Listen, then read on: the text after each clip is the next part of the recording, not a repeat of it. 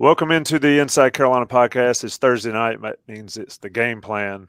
With the game plan, Greg Barnes, Jason Staples, myself. We're sponsored by Johnny T-Shirt and Woo! JohnnyT-Shirt.com.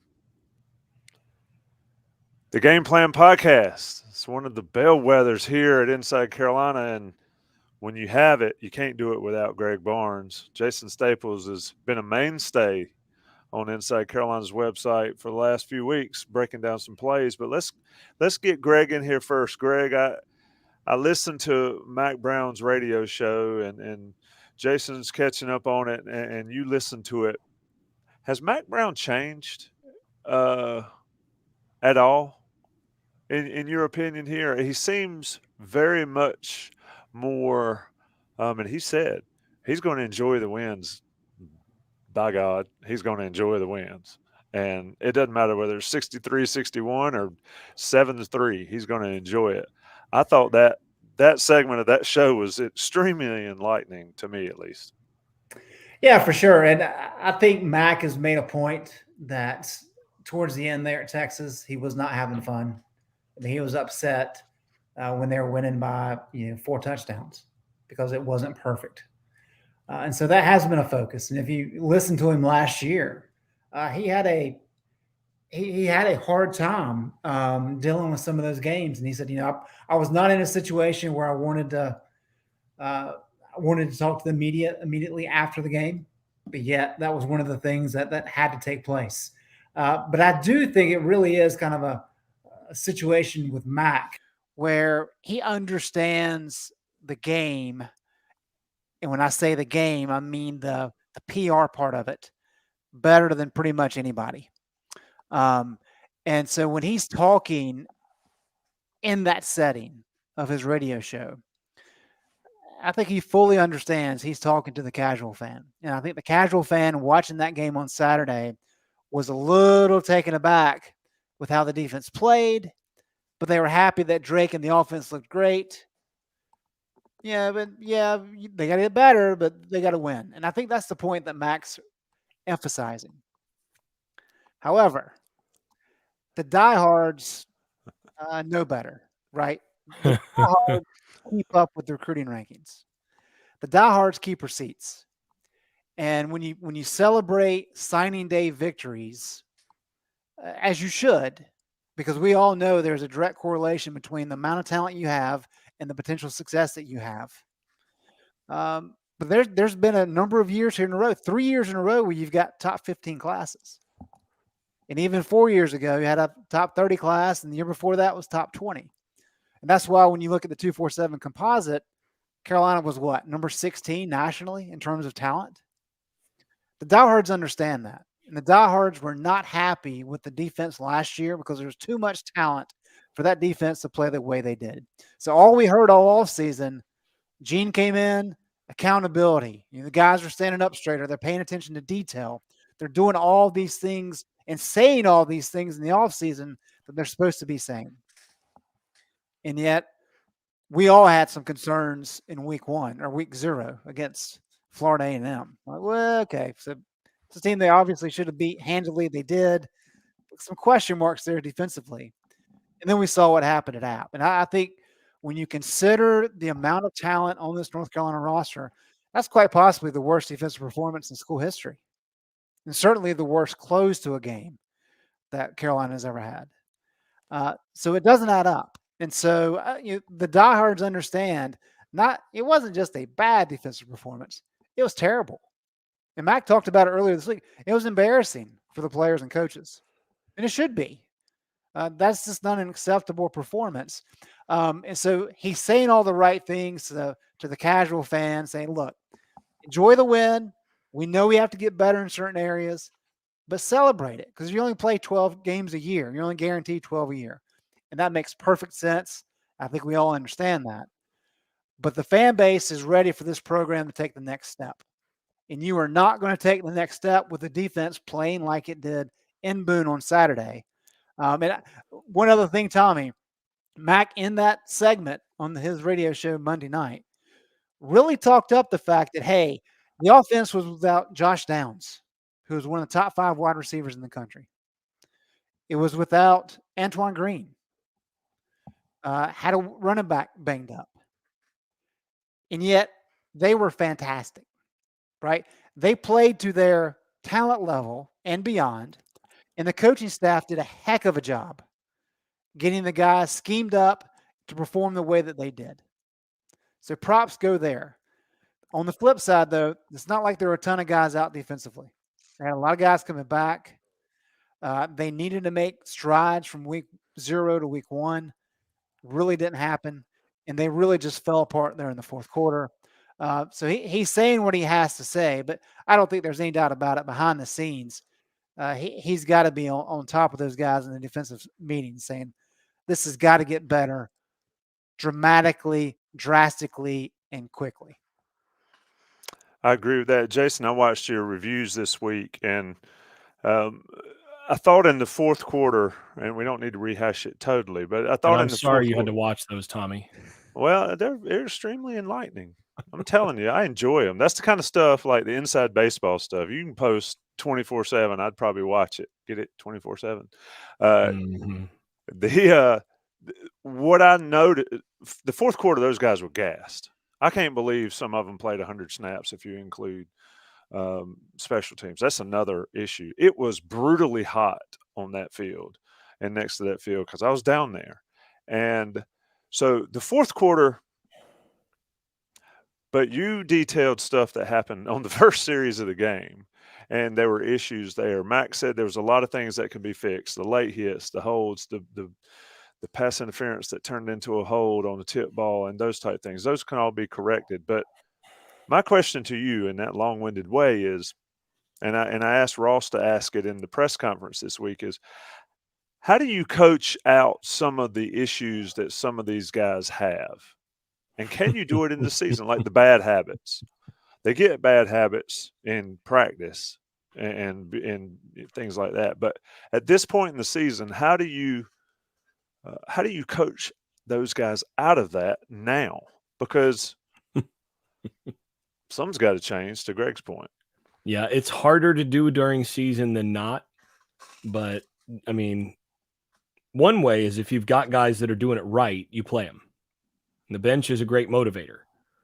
Problem is right now that there are spots where nobody's doing it right, or not enough guys are doing it right to, relegate other guys to the bench.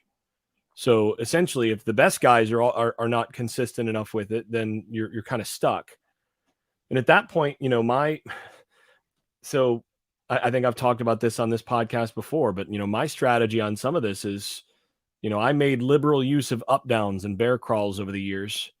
And, I when I had the first game that I coached over at Durham Jordan, I had some guys that had to learn certain accountability.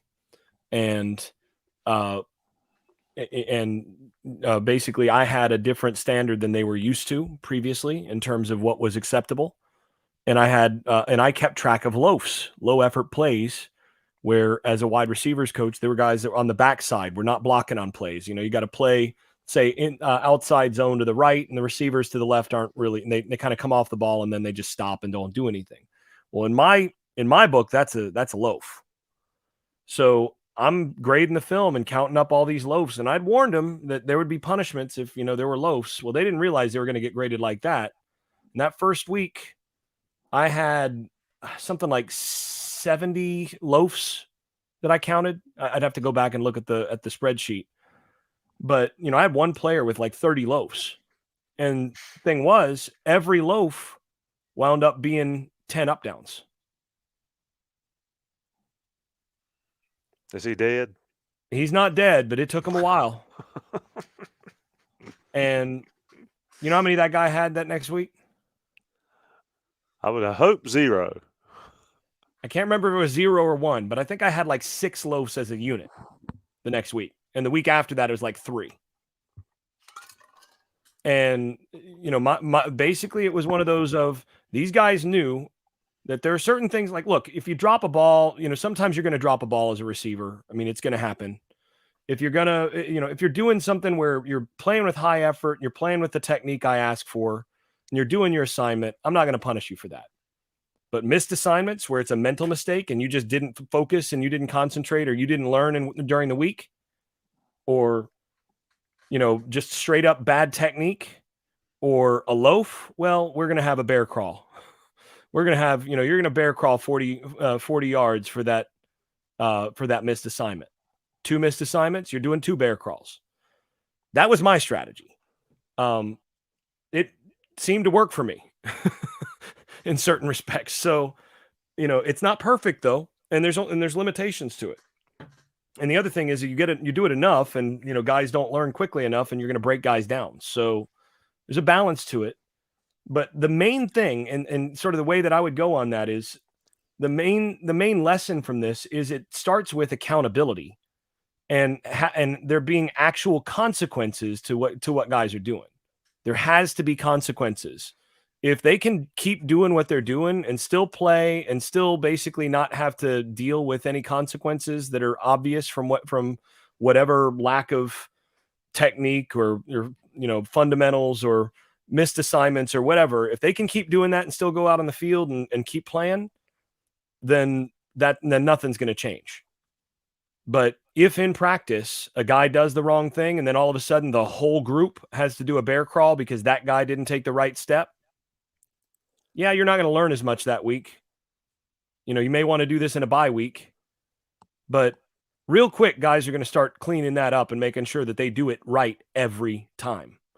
And I just think it has to start with holding guys accountable that way. And I do like the kind of group punishment. Well, that defensive tackle didn't take the proper footwork we've been coaching. Whole defense bear crawled, goal line and back. Yep. That forces leadership too, right? Yeah. At a certain point, somebody's going to step up and start saying, dude, you got to get it straight. And guys are going to start coaching each other because they don't want to do another dang bear crawl. Yeah, so this is the sort of thing that for me is what you do during spring and camp to get that square. But if you're in the season and you're seeing certain things crop up, then you got to get certain things fixed or you're going to get beat. And if you don't fix them, or if you do fix them and you're doing it that way, sometimes you're going to get beat in the process of trying to fix them, but you're at least going to get them fixed. So it's not easy once you get to season. Yeah, you mentioned the balance and talking about that, I started to say, I remember the high school guys, they would make somebody shoot free throws at the end of practice and he didn't run. It was the other guys that ran if he missed. So you learn real quick to focus and all that stuff. But to Greg, to the point of accountability, and this is a 2-layered question, or a multi-layered question. Accountability is across the board, right? It's not just the players that need to be held accountable. And that was a question I wanted to see. People talk about asking the tough questions in the press conferences. We hear about player accountability. And I could just imagine Greg Barnes in a press conference this week saying, what about coach accountability? How do they deal with that? Because if you've got guys that are using poor technique and repeatedly and not doing their thing, then ultimately I think it's on the coaches. But Greg, how are the players held accountable when they're the same? I don't know how many played all 88 snaps on defense, but a bunch of them did. I know the entire back end did. Is that a situation where you think there's just a panic and you've got to figure out how to win and these are your best guys and I'm putting them out there no matter what because I don't have anything better? I mean, what's going on there, you think? I don't understand, to be honest, Tommy, because the whole conversation last year, as the season went on, Matt kept saying, we have to play more guys. We have to play more guys to give them experience. And the reason you want to play more guys is so that when the next year comes, Power Eccles has a wealth of snaps. So he doesn't just have to rely on raw talent to kind of get the job done. And Jay Bateman acknowledged that last year. It's like, yeah, we understand. We got to get more guys in. We want to. It's got to be the right situation, all those things. So with that being a conversation point this offseason, as well as accountability, I think a lot of us just kind of assumed that there would be more rotation. I mean, you're kind of limited at linebacker, of course, because, your backups other than Ra-Ra are 2 true freshmen. So I get that. But you got bodies on the back end. You certainly have bodies up front.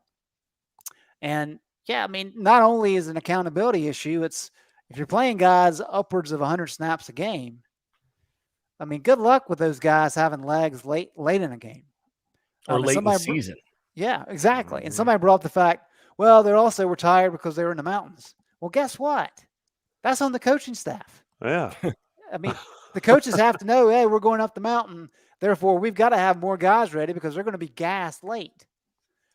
And so I'm just befuddled because we know Gene Chiswick's a good coach. I mean, there's no doubt about it. The guy's got 2 national titles, Yep. won a Broyles Award. Charlton Warren comes highly recommended. Kirby Smart had a lot of good things to say about him. And so a lot of this just doesn't make sense. And so I'm sure Mac is frustrated. Mac's trying to figure it out. I'm sure Chiswick's trying to figure it out. But they have to do this quick. People have tried to kind of equate this to the basketball season. Basketball season is very long, a lot of games. Mm-hmm. And you have time to make up because all you got to do is get in the big dance, right? And there's 68 teams. You just have to get hot at the right time. That's not how it works in football. Now, Carolina has benefited because they've been able to win these 2 games early. I mean, losing the App State game would have been incredibly detrimental. So you want to be able to coach from a winning sideline, which is what they've been able to do. But yeah, they've got to get these guys held accountable. I mean, whatever method it takes. Jason laid out some there. You got to get more guys able to play because the worst thing that you can have is where the best players you have available are not doing what they're supposed to be doing. Because then you're really in a catch-22 of we got to try to win the game, even though these guys aren't doing exactly what we want them to do. And that's just a situation no coach wants to be in. And when you have this kind of talent, you shouldn't be in that situation. Cameron Kelly, Storm Duck, Giovanni Biggers, Tony Grimes, 88 snaps apiece. You couple in their whatever special teams snaps they had. They were pushing 100. Cedric Gray, 88 snaps at linebacker. Cedric Gray was gassed terribly in that fourth quarter. And he's the one guy that played well in that game to my eye on the defense. There are a couple guys that played well. Cedric was one of them. And just that the discussion about depth and playing depth that we've heard for 4 years now, and it's still not happening and didn't happen. That is the biggest befuddlement. Your word, Greg. Here's where I'm gonna play a little bit of the other side here, and that's having seen what we saw with the FAMU game. I can understand why they didn't play any of the young guys in the secondary. And in this game, because when they put them in, they got cooked. They got shelled right out the gate. Yeah. So, I mean, I get it. Like you rotate guys in the back end when the situation allows it, when you feel comfortable it's not going to lose you the game. Because you can rotate guys in the front end on the defensive line much more easily, partly because if somebody misses something up there, it's bad, but you got 2 levels that can hopefully help compensate for that. If you got a corner or a safety that screws up, that's 6. If you got a linebacker that screws up, that might be a misalignment. That might be, the wrong check up front, miscommunication. That might be 6 too. So part of the problem, so I'm a little bit less befuddled at this stage at the number of snaps, and I'm more concerned about the lack of depth. What that communicates to me is they don't have the guys that they can trust to rotate in there right now. Right? That they don't have a third safety or a fourth safety that they can trust. And you could see when they went dime, they had Will Hardy going on. And, he got immediately targeted. I mean, ASU identified him and went, "Oh, freshman. There's the guy." All right. So, I mean, and he's going to be a good player, right? But he's second game. So, if you get up and you start getting comfortable, and had they not fumbled the football when they did, if they'd gone down and scored there and stretched the lead to 3 scores, I bet you'd have seen some guys getting rest. And then they didn't. And all of a sudden you had the quick change score, and now you're kind of up against it, and you're trying to play the guys you trust.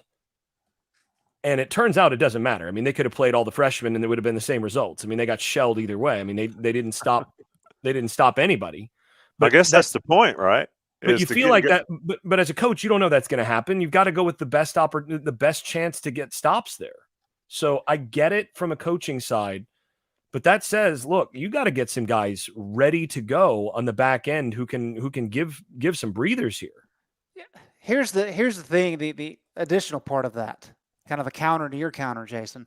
What did we talk this offseason about the genius of this schedule? Is that you had 4 non-conference games to start the year, because what happened last year? They got embarrassed at Blacksburg just in terms of the whole hype scenario, not on the field necessarily. And it crushed their confidence. And the whole conversation was they need some non-conference games to get young guys caught up to speed, to get everybody kind of understanding what they're supposed to be doing. So when ACC season comes around in October, they are ready to go. And so now we're in a situation halfway through the non-conference slate, and we're like, I mean, these guys who are starting playing 100 snaps a game. And that's I am not a coach. Jason, maybe you have a better perspective on this. I know Larry Fedora used to get heat for the whole, putting Trubisky in on the third series every game. Just to get him in early. It's not a scenario. It's probably going to be second quarter early. It's not a scenario where it's going to make or break the game. But it gives your guy snaps when it matters early in the game. I don't understand why more of these young guys are not playing in those scenarios just to get their feet wet so they can kind of understand what to expect, so that when they're needed, it's not late in the fourth quarter in garbage time. It's at an opportunity maybe in October against Virginia Tech where they can actually go in and contribute. I just don't feel like we've really seen that in the last couple of years. Now, that's where I really agree with you, because especially, look, if you're going to play cover 2 man under, which is about the safest coverage you can play, which is basically like, okay, corner, play inside leverage. Don't let him cross your face and play real tight and just, try to get your hands on him and don't let him get open. Just follow that guy and don't let him get, I mean, that's like backyard stuff with inside leverage.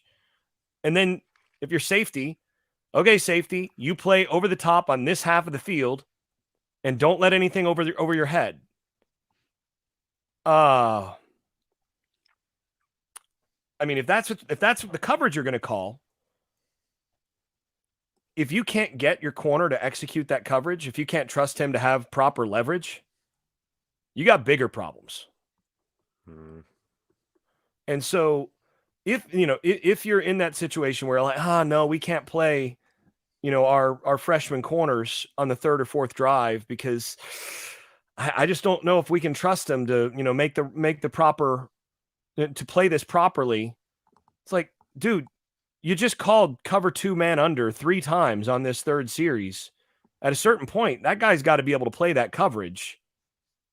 And you got to start getting him some reps. And if he can't play that coverage, he's got a safety behind him. Mix and match a little bit, where you got your veteran safety in front of or behind the freshman corner, and then if you're going to play the younger safety, you have the veteran corners on the field. That's in some of those cases. So I do think that's what you have to do earlier in the game. And yeah, maybe you do stick to the simplest coverages you got, but to my eye, they've been basically doing that anyway.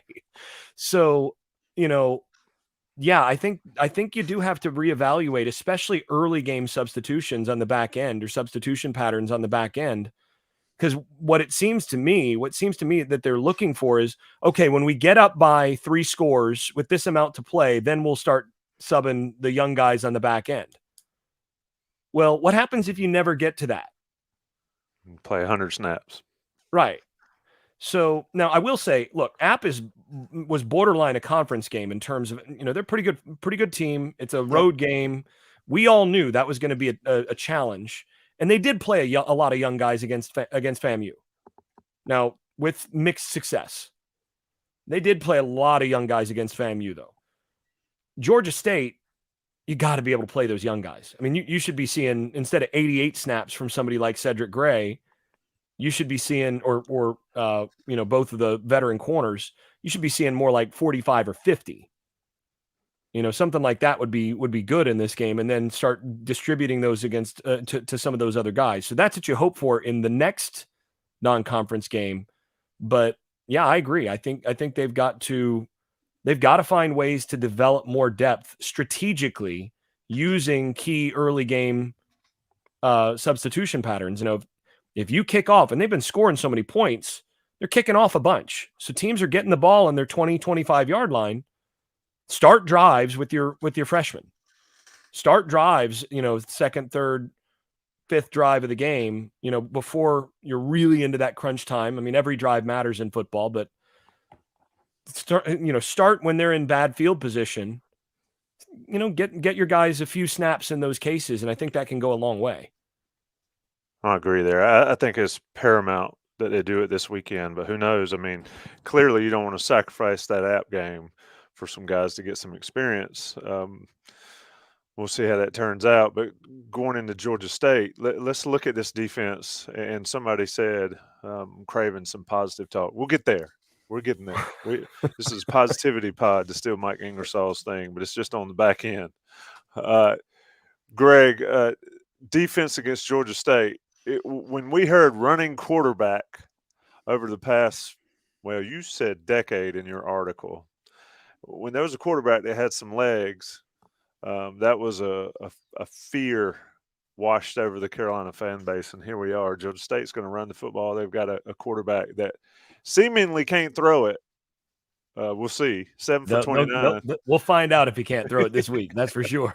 He's going to turn into like Lamar Jackson, Louisville. But Greg, how does Gene Chizik approach this one? Notwithstanding the substitutions and the playing more guys and all, but how does he talk his guys up after what we saw at App? The fundamental stuff is it worries me. The penalties and stuff seems to be correctable. If you're Gene Chizik, what are you doing going into this one? I think you have to be more aggressive. And I understand who Gene Chizik is. I understand what he wants to do. And that is going to be who he is against Notre Dame in the ACC slate. I get it.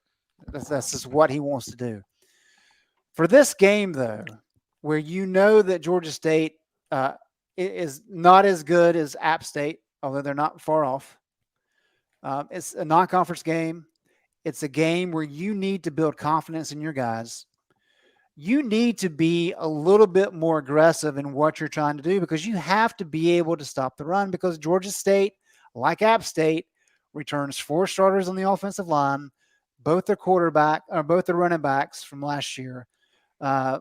They've got Darren Granger, who's the running quarterback you talk about.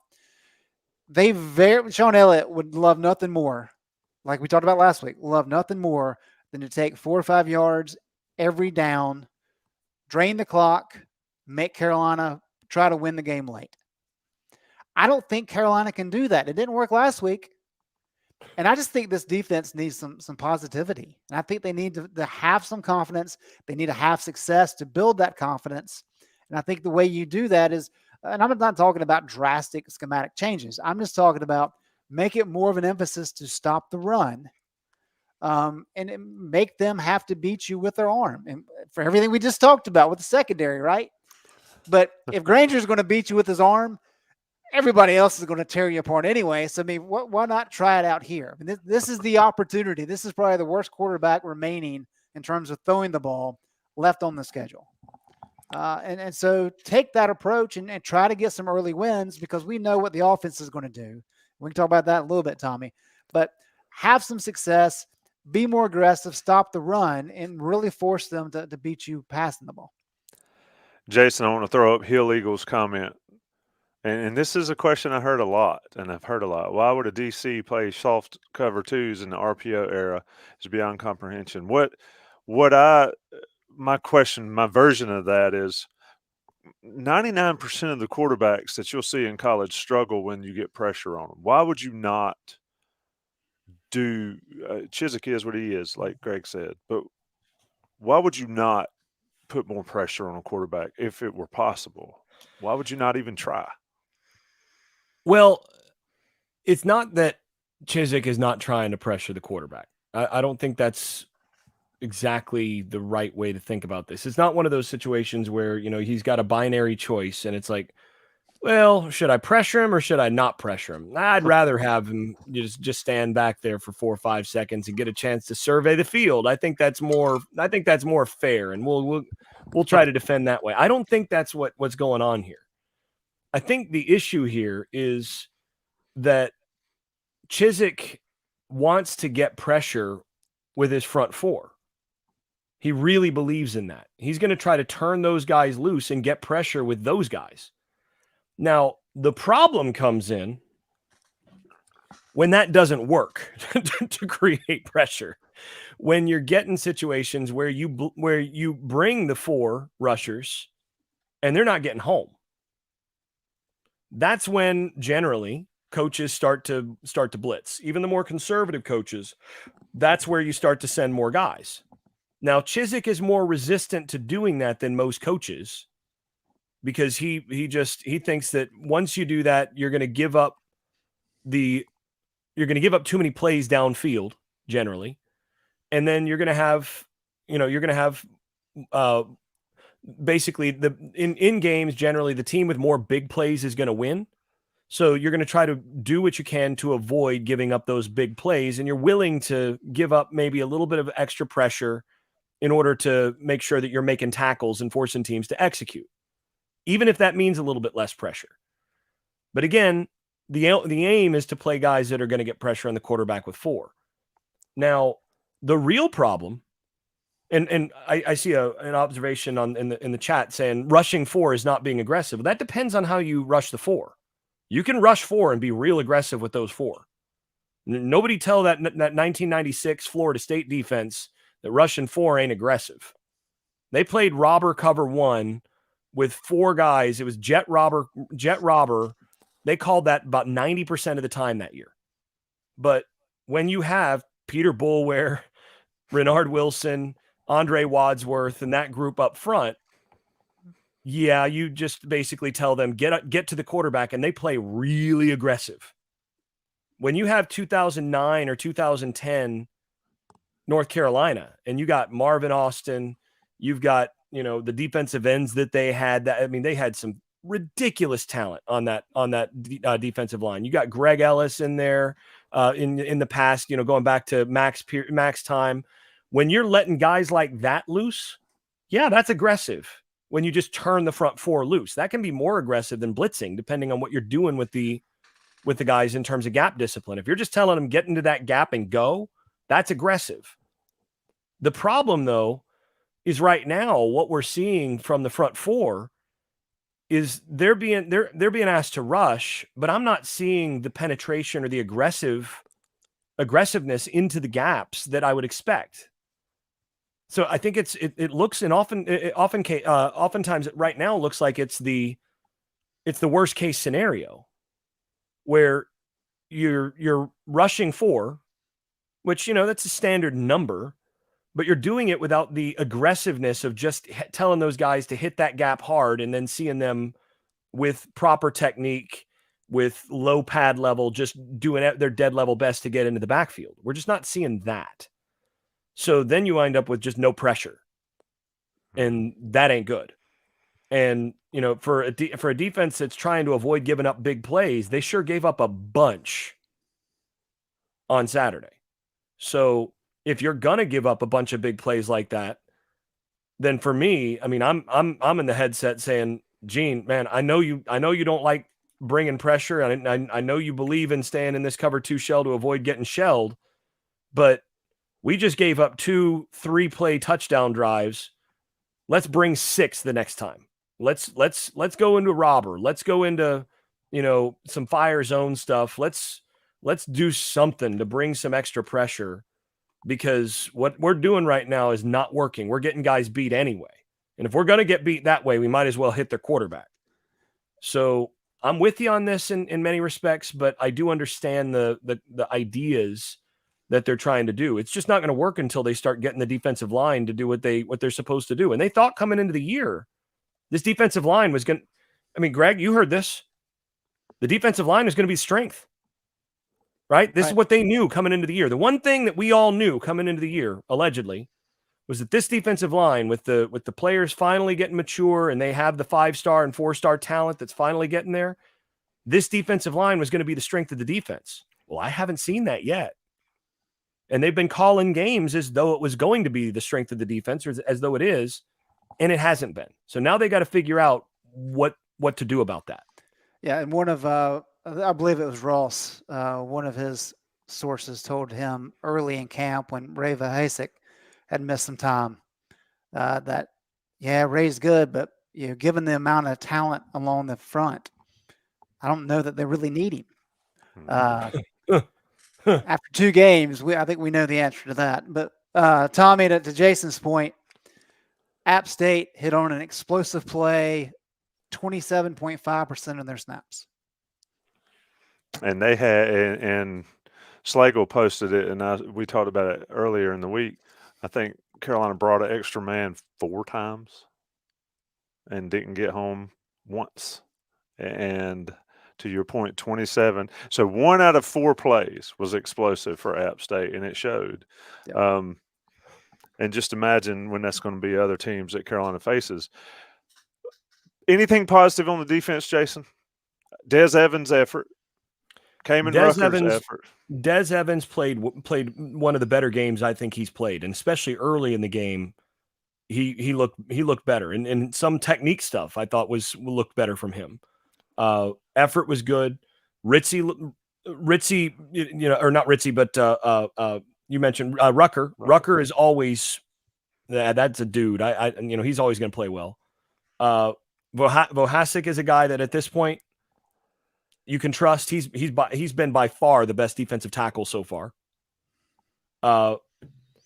So you got 3 guys up front, and Murphy's been okay at different points, but you got basically 3-4 guys that that have played reasonably okay up front.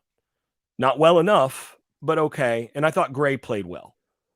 Beyond that,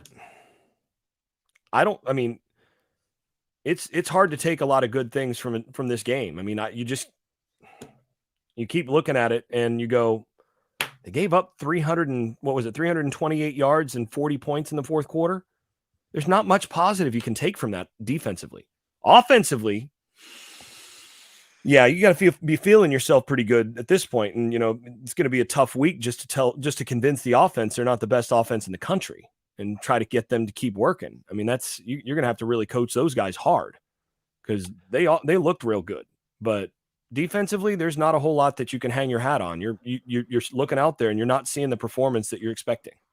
Yep, let's talk about that offense. But after the break, Johnny T-Shirt and JohnnyT-Shirt.com sponsors of this podcast and great friends of Inside Carolina. 10% off your order. Get anything you need. I think I saw, and I don't know if they're going to be in local stores, but the custom Carolina football jerseys are out. You can get whoever you want, whatever name you want with the real name and all that good stuff. Johnny T-Shirt has everything. If they don't have those, they'll be getting them at some point, I'm sure, but they have everything else. Women's soccer, they're on TV right now playing Duke. Last I checked, they were winning. They've got plenty of soccer gear, and they've got plenty of tailgate gear, home gate gear, anything you need. Go see them on East Franklin Street, and then if you can't get there, go see them online at JohnnyT-Shirt.com. Take a short break, let the national guys pay the bills. About 9:45, a little bit later than I thought we'd be at the break, but 9:45 on a Thursday night. It's the Game Plan Pod. All right, we're back. Game Plan Pod. Greg Barnes, I'm going to come to you first. You watched Sam Howell up close. You've covered Bryn Renner and TJ Yates and all that. Is this Drake May? Is this just is this just a flash in the pan thing? I mean, is he this good? I mean, he looked really, really good. My favorite throw of the day, Saturday, was when he's rolling to his left. He gets his shoulders open and he throws a dime to J.J. Jones that scores. I mean, that's just a money throw on their first drive there. How can this guy get any better? What has to happen for that? Well, if you just look at his numbers in terms of, and this is to your point, Tommy, earlier, if you look at his numbers against pressure versus not, right? When he's kept clean against heat, there's a pretty significant divide. And it's not that he's playing horrible when he's getting pressure, but he comes back to earth. And we saw that with Sam Howell a lot earlier in his career. And with all these quarterbacks, as they get older and more experienced, that gap narrows.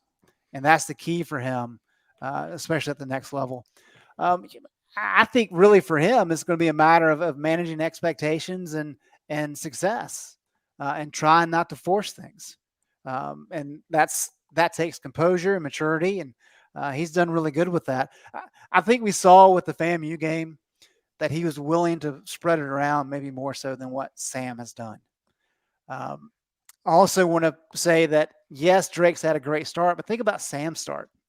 South Carolina and Miami. A lot the way he harder won those competition. games. Yeah.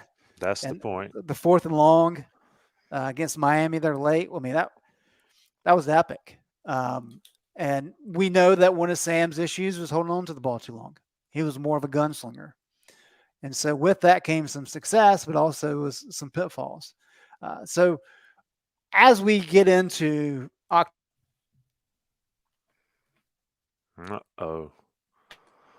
October, which is a legitimate defense, some of those weaknesses will kind of pop up. All right, I'm back. Some of those weaknesses will pop up just because we haven't seen him against kind of elite competition. But as the season goes along, we'll be able to nitpick a little bit more. But he's been fantastic. There's no doubt about it. And look, I mean, we're going to bang on Jay Bateman and Gene Chizik. You got to give a hand to Phil Longo. I mean, I think we're very close to the point of saying this is the best offensive coordinator Carolina has ever had. He has just been. If it's phenomenal. not him, who is it? Yeah, I don't think we're near that point. I think we're way past that point. Yeah. So, What's interesting to me is everybody wants to fire the offensive coordinator every year. Doesn't matter. I mean, I agree with y'all. That discussion is over here. Jason, as far as let's dig into Longo a little bit, because I agree May's going to come back to earth a little bit. If he puts up 400 and 5 touchdowns against Notre Dame and Carolina's in that game late, then we're talking. This whole discussion changes. But let's talk about Longo specifically, Jason. And to Greg's point, the offense has got to make sure they don't get a big head. But Phil Longo has figured out. We talk about it as plug and play, but is it really? And his ability to put his guys in positions to make plays that they make. But what do you think of him as a play caller and as an offense designer here at Carolina? Well, I mean, the one thing that we've seen is that he has consistently put up numbers beyond, what you might expect at different points for some of the situations or talent that he's got. He's maximized his talent in terms of overall numbers. And, they similar to Fedora, when it's been a defense that is not, more talented, that's not significantly better, they dominate. So I think that's very clear, and they've managed to win some games with some good offensive play against teams that may be a little bit better as well. I mean, you go back to that South Carolina game, a few years ago. You go back to that Miami game immediately following that. Those were games where the offense played well against quality defense, at least one quality defense in South Carolina. I mean, it's hard to say Miami has quality anything, but he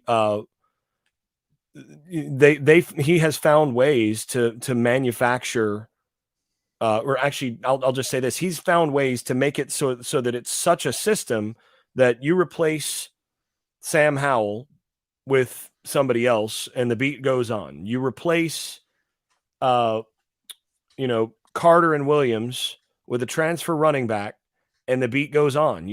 Another 1,000 yards, and then and the running game hardly drops off. You replace that NFL running back with a bunch of freshmen, and guess what? You're still rushing for 200 yards a game through 2 games. So at a certain level, he's found a way to maintain a level of consistency season to season that shows that you've got a very well established and well oiled system. And one of the things that I most respect about him is that he's basically figured out, like, this is who I am. This is what I believe in. And we're going to get really good at these things. And we're not going to waste time with a bunch of stuff that overlaps with these things that does something that's real similar, but we could just get better at this other thing that does those things well and just do that. And that's, I think, one of the reasons why he has the success that he does is he recognizes what they have success with, what they coach well, and they do it. I think he also has done a really good job of evaluating and landing quarterback talent. And that goes all the way back to, prior stops. He understands that, like, this isn't going to happen unless you have a quarterback who can make the throws and the reads that I want in my offense. And he hasn't yet had to deal with a quarterback who can't do that.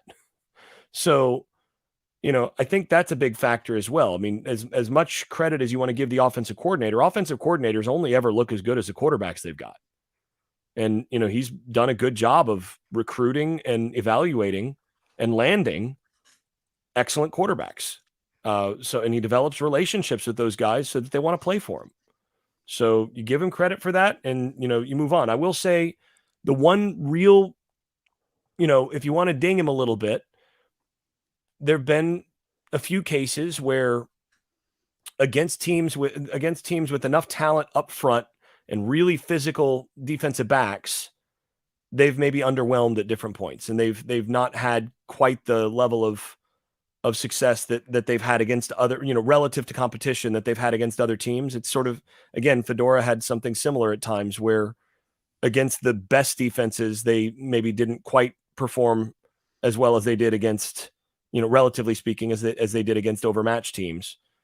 And I think there's something to that in terms of the type of scheme that they run.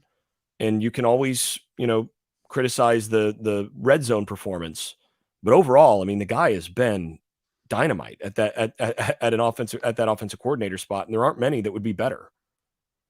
Yeah, somebody mentioned that red zone is a lot better this year. What are they, 8 for 8 this year in the red zone or something? Greg? Yeah, but again, it's FAMU and App State, so you got to grade on a curve on the red zone until they play teams that might be able to stop them in there. Yeah, those two teams are no Wofford. Greg, the offensive line, speaking of the offensive line, have they been good to your eye this year, or they've just been decent? Is Drake May making everybody look better? And to Jason's point about Longo plugging and playing, I mean, Josh Downs goes out. Kobe Paysor, I didn't even recognize. If he'd had number 11 on his jersey, I don't think anybody would have known the difference. But to the offensive line, how have they looked thus far in your eyes? Because it's going to ramp up here in a couple of weeks. Yeah, well, Paysor, the difference with him and Downs is that Paysor caught, 8 passes that were thrown at him, but only had, I think, 21 yards after catch. Yeah. That's the difference with Josh Downs. I think the offensive line's been good. Corey Gaynor is solid in the middle, which I think kind of hurt the team last year because Q and Brian Anderson were just banged up all year. And if you're not strong in the middle, then good luck, regardless of how talented you may be, on the edges. So they've been solid, but they also haven't been going up against massive defensive fronts either. And so it's another one of those situations. They've been good enough. They're probably gonna have to get better, and that's kind of what you want here. Is that they scored 63 points, and you can say, "Look, guys, gotta get better here. We gotta do this better here." That's what you want, is to have success, but know that, hey, there's some areas where we still have to improve. So I don't think we can have an accurate gauge until we get later into the season. But they've been solid enough, and the fact that the running backs, you've had so many of them have success, that's a credit to the offensive line. Drake has had time, but he's also done a better job getting rid of the ball. So to your point, that makes the offensive line look better. But that's kind of what you want out of your quarterback. So I think they've been okay thus far. They've been solid, and just need to get better moving forward. Carolina, Georgia State at noon from Turner Field, or what is it called, Pac Life Stadium or something now down there. Fascinating how they've evolved that building to where it is now. Jason, I'm going to get you first on the predictions. Carolina goes down there, continues their tour of the Sun Belt on the road. Possible weather. I've seen rain. I've seen sloppy weather or whatever. They've got a turf field, so the footing at least shouldn't be an issue. But how's Carolina look? What's Carolina doing this? Does Carolina come out of this game and folks feel a lot better going into a bye week than they did coming down the mountain? I think they will. I think there's still going to be concerns coming out of this game, though. I don't think, though, that Georgia State has the players or the matchups to be able to cause some of the same problems that they've seen. You look at, again, the quarterback numbers against South Carolina, and I'll say this: if he throws for 250, 300 yards in this game, yeah, there's a lot of concern. Some people But don't need to make the trip back. yeah, at that point, there's some serious. I mean, you got to do more, some soul searching within the program. But I think they'll be able to limit more there. They've seen this team before, and they were a little bit shorthanded last year. But again, I think the talent difference is pretty significant. I think it'll be a similar game in a lot of respects to what you saw last year. But I think Carolina's going to score more up front to put this game away. I think a lot of people will feel better after this one. I'm not sure I will, because I'm going to be looking at certain details. I don't care so much about the score. I want to see whether certain fundamentals are being done right. But I think score-wise, it'll be a whole lot better. Something closer to what you saw with FAM, maybe a little worse. And, I'll go with, say, North Carolina 52, Georgia State 20. Let me ask you this before I get Greg in on it. Give us a couple things that you'll be watching, so maybe some of our listeners and watchers can pay attention to those same things. Just give me 2 or 3 short things you'll be paying attention to specifically. I want to look at the overall havoc that the front four creates, and not just with the starters. I want to see across the board, regardless of who's on the field. I want to see the havoc created. I want to see penetration and guys from that front four making plays in the backfield, because Gene Chizik, he wants those guys to cut loose and make plays. And we haven't really seen it yet. I want to see disruption from the front. And that's what I'm going to be looking for. And in that, I'm also going to be looking at their footwork and some of the fundamentals that are necessary to do that, pad level, things like that. And then beyond that, I want to watch those corners. Are those corners playing good fundamental football to where their technique is sound and they're not getting beat in situations that they shouldn't? Are they letting guys across their leverage? Are they handling their business on the corner? Those 2 spots really are the spots that I feel like they've got to absolutely get resolved if this defense is going to be anywhere close to what they hoped it would be coming into the season. And so those are the places I'm looking at coming into this game. Greg Barnes, what you think? Yeah, so a couple things here. I think it's important for people to understand that North Carolina looked great, especially in the second half last year. But Georgia State really turned it around. I think they started 1-4 and then closed the season with 7-1. And that includes beating Coastal at Coastal, which was a big deal. And the one loss was at Louisiana Lafayette, which was a top 25 team at the time. So they did a really good job turning it around last season. Beat Ball State 51-20 in the bowl game, returned 18 starters. And I think this is a good matchup in terms of this is going to be a competitive opponent. And that's what North Carolina needs. I also, though, fully agree with Jason. We've talked a lot on this podcast over the years of football is such a game of matchups. And when you've got a guy like Sam Howell, and now you got a guy like Drake May, if the other offense can't match you, it's just a game of possessions, because the more possessions North Carolina plays, the more likely they are to score more points than you. And that puts stress on your offense and your defense. This game last year was a perfect example. Georgia State had the ball in the third quarter down 24-10. That's competitive.